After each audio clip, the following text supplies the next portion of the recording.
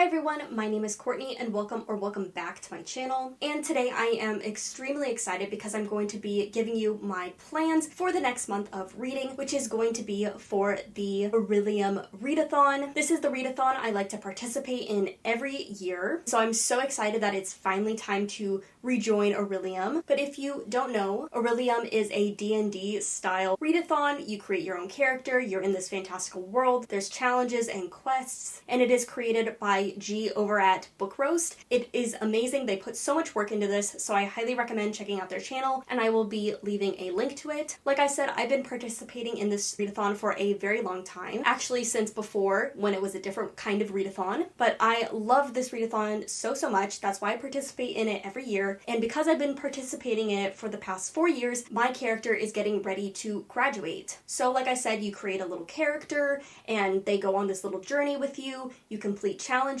so that your character can graduate with a career, and after 4 years they are a master of their craft. There's other things you can do. You can keep competing with the same character, but I want to use this opportunity to finish out my character this year and introduce my next character. For the readathon, I'm going to be doing 2 different characters. My existing character is Mira Blackburn. She is a blacksmith, and she has been working as a craft mage for the past 4 years. She's bubbly, energetic, likes to work with her hands. I wanted to give her some soft butch energy, and she has just been so fun to work with. But as a crafts mage, this is one of the easier careers, so while I've enjoyed the readathon, I haven't had to do extensive work like some of the other people have with their careers. But before we get into my next character, let's cover what I'm planning on reading for Mira. Mira is my first priority, so I want to complete her classes before I go on to my next character. So for crafts mage, Mira has 3 courses that she has to complete. She has to complete inscription, artificery, and spells and incantation. So let's go over what those challenges are and what books I'm planning on completing for it. But this is just a loose guide. 90% sure what I'm going to read, but I'm not all the way there yet.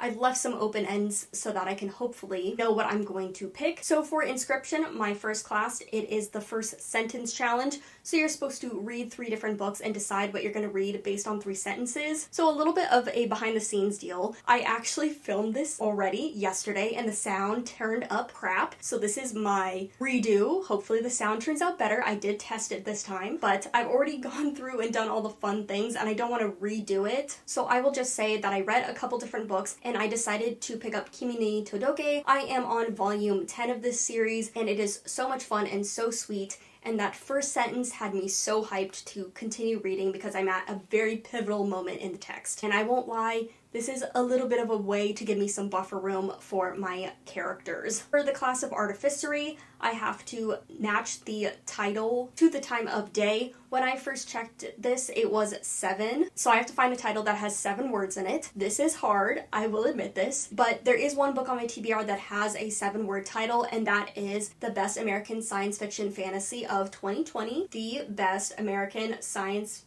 Fiction and Fantasy, just those 7. And this is a short story collection I bought a long time ago. It's been on my TBR for a while, so this is the perfect chance to read it. I always try and use readathons as a way to complete things already in my physical TBR pile, and if not, things that I've been really anticipating reading. So I have to have at least a couple things, again, from my physical TBR pile, and this has been on there for a very long time, so I'm glad it's entering the ranks. And so for Mira's last class of spells and incantation, I have to read a book where the word is in the title of the last book I read. The last book I read was An Endless Fire, so I decided to go with the harder pick of fire and try to find a book with fire in the title, and I am going to be picking up Fire Weather. This is a non-fiction, and it's all about fire and climate change and someone growing up in Southern California. This is obviously a big deal to me, and so I've been meaning to read about this subject, and this book became very popular obviously when the Palisades fire was happening, so I'm going to use this opportunity to get on that and read a little bit more. So this is my priority reading for this month. This is what I'm going to focus on first, but let me introduce my new character. For my whole new character, this is actually somebody that I've had in my brain for a very long time. Probably 3 or 4 years ago, I was already thinking about who I wanted to play next. I wanted someone that had a very difficult career, and I wanted somebody that was just very different than Mira. So now I'm going to be introducing my new Next character, Simon Willoughby. Simon Willoughby is like a 15, 16-year-old boy. He's very emo, very angsty. I gave him the traits of like impulsiveness. He is very reclusive and very obsessive. He gets very interested and obsessive about one thing, and that's all he wants to think about. So as a student, he's a very good student when he's interested in the subject. When he's not, he's gonna find a way around studying for it or learning about something that he doesn't care about. He is half human and then half Iltarian, and that is the Vampire-esque clan. Think of them as vampire fruit bats is how I understand them. They actually abhor flesh and blood, slightly vampiric. It's kind of a fun twist on that. I had the idea of him being half of that, but actually growing up in a little bit of opposition to that upbringing because his mother is human, and so he's lived with humans, and so maybe the flesh and blood thing doesn't really bother him as much as his counterparts, so he's kind of doesn't fit in the human world, kind of doesn't fit with the Iltarian.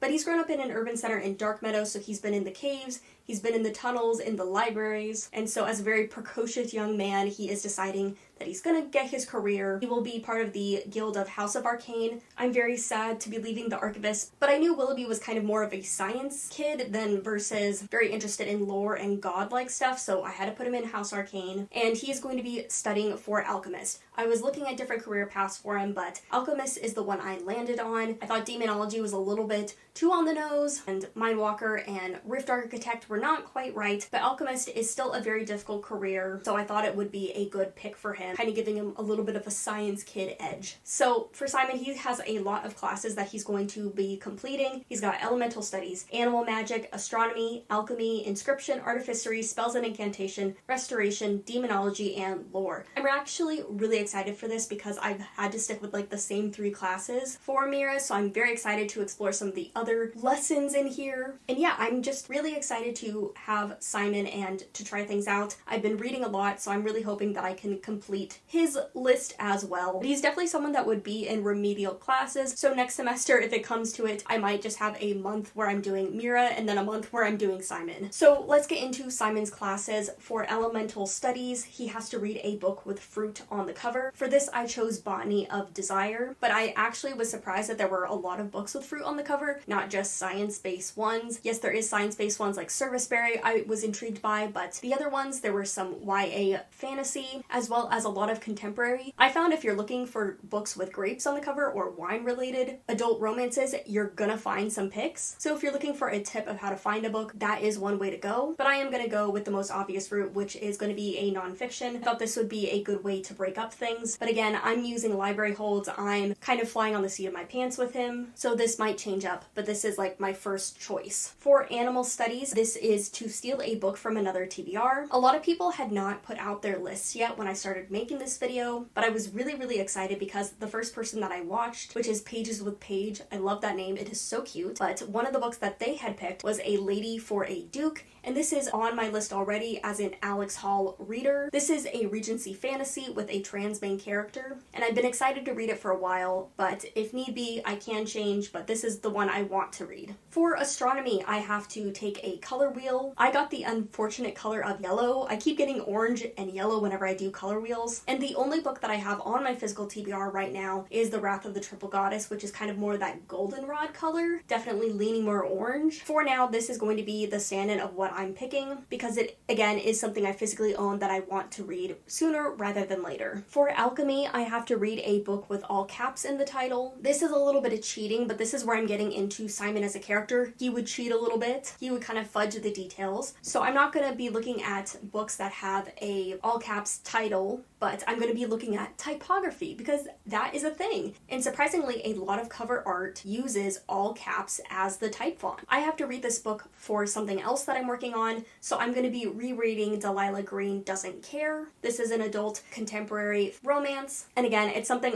already on my docket, so I needed to squish it in here somewhere, so I thought this was the perfect place to do so. For Inscription, yes, I have to complete Inscription, Artificery, and Spells and Incantation twice. I'm going to be back again with Inscription with the first sentence challenge. For this, I ended up picking the 5th Murderbot book, or the sixth Murderbot book, but the 5th novella. That's the order I've been told to read them in. I read that first sentence, and I was just so excited. I want to get back in the world of Murderbot, so I thought this was the perfect opportunity to do so. And I can even remember the sentence. It's like Murderbot was like looking down, at this dead human and they were curled up. Like, I can already picture it. I'm so excited to be in the world, even if that seems like a very grim first sentence. For artificery, I'm back again trying to find a book with 7 words in the title. And when I was filming this yesterday, I noticed that my pick had 6 words, not 7. So this is one that I'm going to be rethinking. If you know a book with 7 words, if you're in the same challenge with me, let me know. But I'm going to be scrolling through my library app just trying to find a book with 7 words in the title. For spells and incantations, a book where I have to take one of the last books I read and use the same word.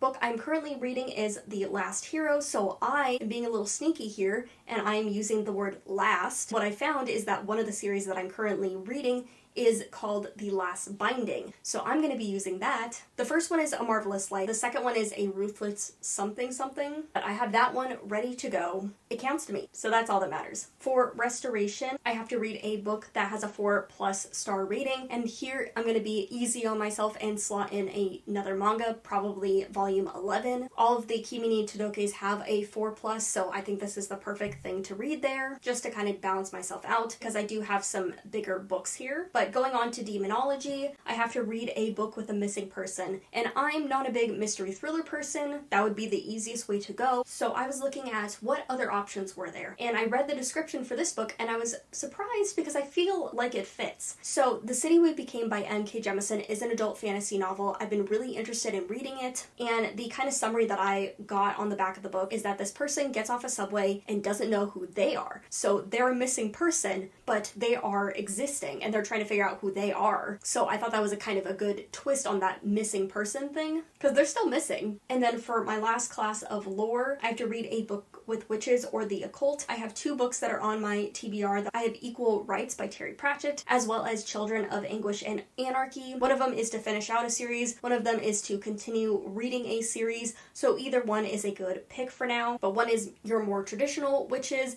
and one is witches in a sense. They would probably be called witches if it was set in a Western society, but it's not. I feel like it's occult adjacent. Either pick will be good. We will see where I go with that. Like I said, I'm so excited to be reading for this challenge once again. I have a lot of books to read, so this is going to be my main focus for April. Probably not going to be reading a lot else, but hey, that's okay, because this is going to be just so much fun. But thank you so much for watching. I'll see you guys later, and happy reading.